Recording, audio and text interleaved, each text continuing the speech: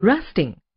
Iron, when exposed to moist air for a long time, acquires a coating, brown flaky substance called rust. Let's explain the rusting with the help of activity. Take 3 test tubes labeled A, B, C. Add some amount of boiled water and 1 to 2 drops of oil in test tube A. Add a small cloth bag containing soda lime in test tube B, while add ordinary water in test tube C. Then take clean iron nails and place them in 3 test tubes.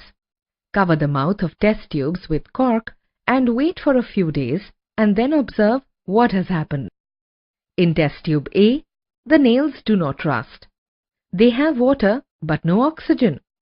Boiled water does not contain any dissolved oxygen. The thin layer of oil prevents oxygen in air from reaching the water in the test tube. In test tube B, the nails do not rust. They have air but have no water and no carbon dioxide, for soda lime that absorbs all the carbon dioxide and water vapor. Test tube C.